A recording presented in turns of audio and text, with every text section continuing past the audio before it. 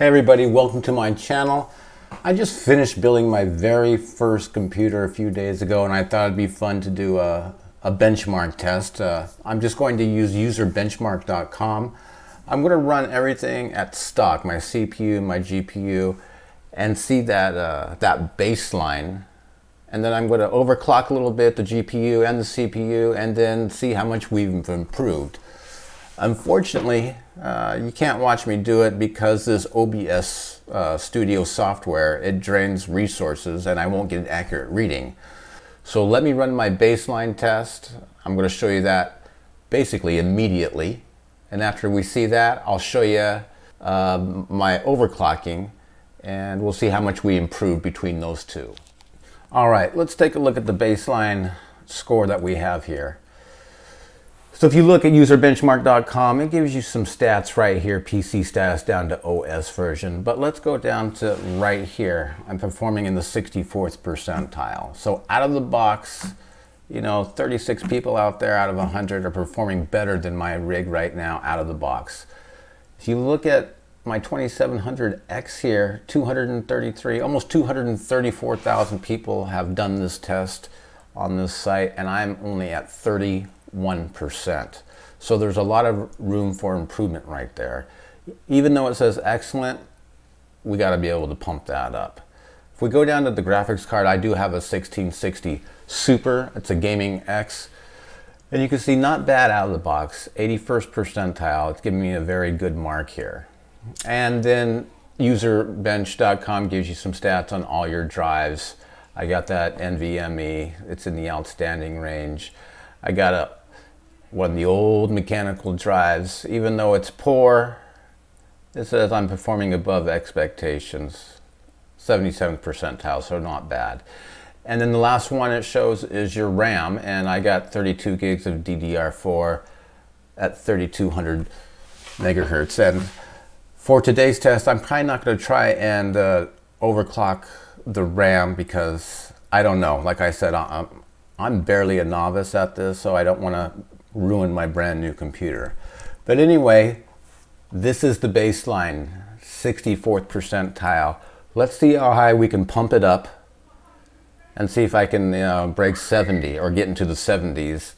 So what I'm going to do, because I'm not going to be able to show you because the studio software drains resources, is I'm going to do it off camera, so to speak, and it'll be just immediate for you. So let's go ahead now and take a look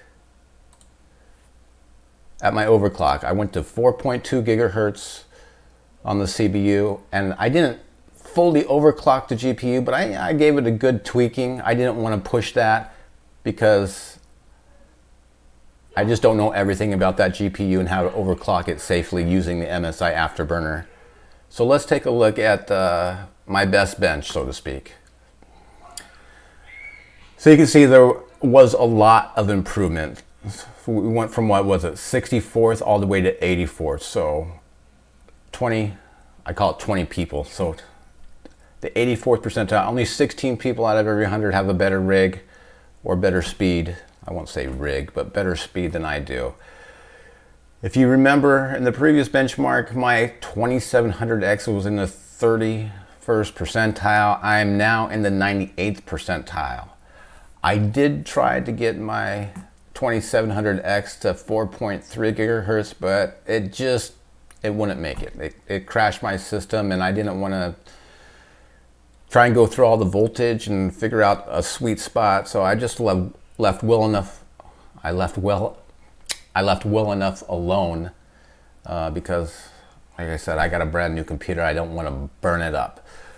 But anyway, 98th percentile. If you look at my graphics card, my 1660 Super, I think it was 81st percentile out of the box, and I was able to pump that up to the 98th percentile. So CPU, GPU, not quite the 1%, but I'm a 2%er now, right?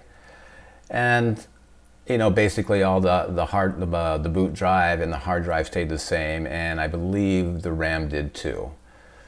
But anyway, userbenchmark.com it heavily relies on looks like your CPU and your GPU. So if you can kind of tweak those, overclock those, find that sweet spot, you too can get a healthy score. Again, this website, userbenchmark.com, seems like hundreds of thousands of people use it, if not millions of people, to compare their computers apples to apples. I hope you had fun watching this video, y'all. If you want to see some more benchmarking on my new computer, maybe I'll try Cinebench 15 next time and see how that does at stock versus the overclock. See you next time, folks. Bye-bye.